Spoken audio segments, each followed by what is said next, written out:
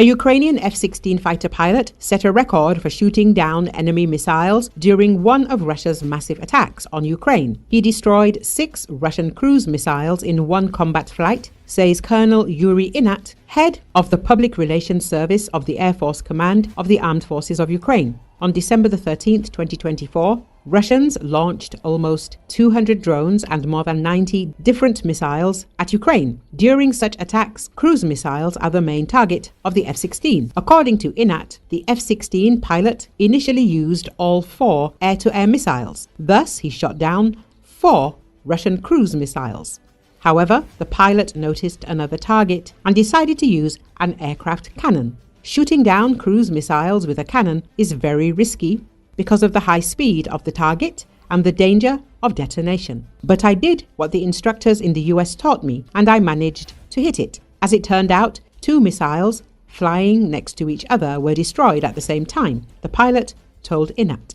Ukrainian Air Force noted that this case is unique. For the first time in the world's history, an F-16 pilot destroyed 6 cruise missiles in one flight, 2 of them with an aircraft gun. At the same time, Ihnat noted that despite the fact that Ukraine was not provided with the most advanced F-16 modifications, Ukrainian pilots demonstrate exceptional skills every day, making the most of the available equipment. Ukraine and its allies created an aviation coalition in 2023 to provide F-16 combat aircraft. And in August 2024, it was officially announced that the first F-16 fighters arrived in Ukraine. Later, it became known that Belgium would provide Ukraine with 30 fighter jets by the end of 2028. Ukraine already has schedules for the delivery of F-16 aircraft from partner countries, but they are long-term, according to the deputy head of the presidential office, Ihor Zovka. He highlighted that Ukraine has a declared commitment from partner countries regarding the number of F-16 aircraft needed by the Ukrainian Air Force, a figure previously emphasized by President Volodymyr Zelensky. Zovka noted that these commitments come from 4 countries, each pledging a specific number of aircraft. Unfortunately, in some countries, the delivery schedules are quite lengthy. For example, Belgium has committed to providing 30 aircraft as part of our security agreement with them. However, they state that these 30 aircraft will be delivered by the end of 2028, which is unacceptable for us, Zovka stated.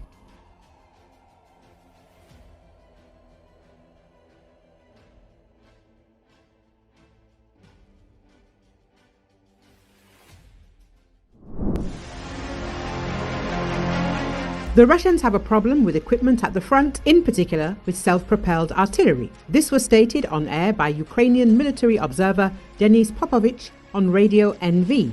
These processes began a long time ago. We have been hearing for a couple of years that the enemy uses towed artillery more than self-propelled artillery. Although self-propelled artillery is now one of the key elements, it allows for the mobile use of artillery weapons and early withdrawal from counter-strikes and drone attacks. The second thing that has been around for a long time is that the enemy lacks MLRS. First of all, large caliber ones, not Grads, but Eurogans and Smerches, Popovich said.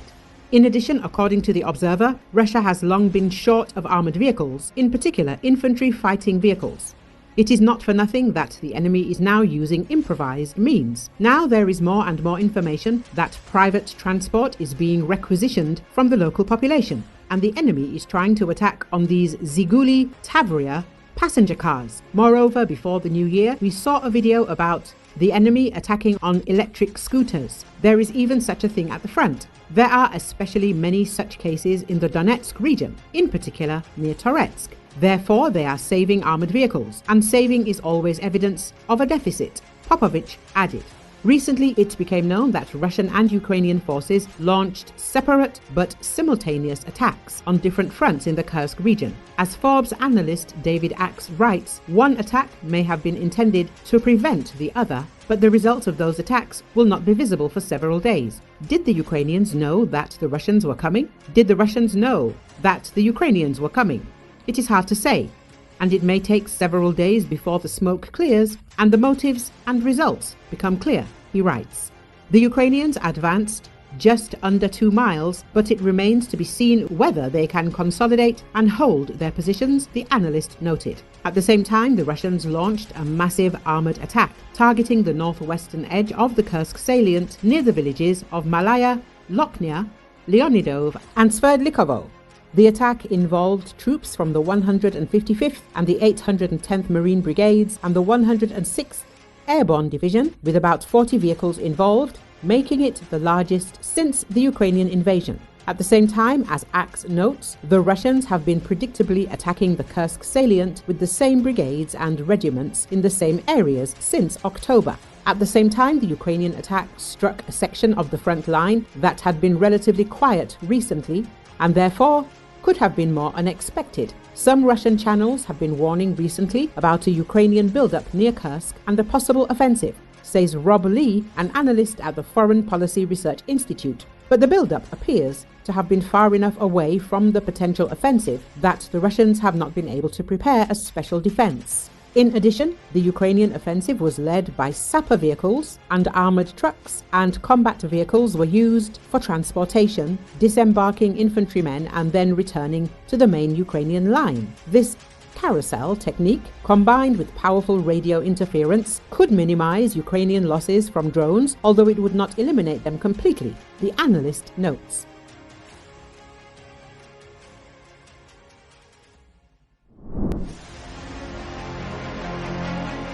Donald Trump's team is working on new sanctions and attack options against Iran. The Wall Street Journal published this information.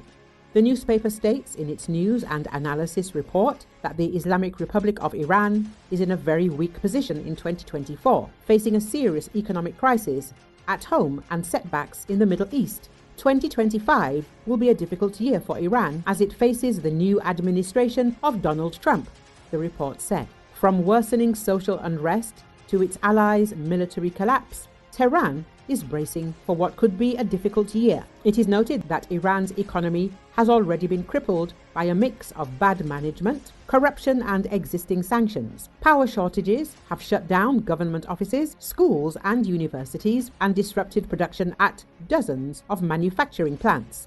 At the same time, Iran's military threat has been blunted by Israel's battering of allies, Hezbollah in Lebanon, Hamas in Gaza, the new collapsed Assad regime in Syria, and much of Iran's air defenses. The Islamic Republic's difficulties represent the biggest challenge to its clerical leaders since 2022, when the country was rocked by widespread unrest sparked by the death of a young woman in police custody after allegedly wearing an improper veil. Authorities crushed the uprising with brute force that human rights organizations said killed hundreds. While protests over the worsening economic picture remain limited, the regime appears more vulnerable to unrest now. Iran's leadership is probably experiencing the most profound challenges of its own making in years, said Sanam Vakil, director of the Middle East and North Africa program at Chatham House in London. That could also push Tehran to negotiate a compromise with the West as it seeks a way out of the crisis, she added. Iranian foreign policy analyst Ghassem Mohebali told Nameh News that hardliners within Iran oppose lifting sanctions because a normalized economy could weaken their influence. Hardliners in Iran, like their counterparts in the region and beyond, benefit from ongoing tensions, Mohebali said. He pointed out that global players, including Iran, Russia, the United States and even China, have vested interests in maintaining instability in the Middle East to advance their own agendas. China, for instance, prefers regional tensions to keep the US and Europe distracted from focusing on the war in Ukraine and applying pressure over East Asia, Mohebali added.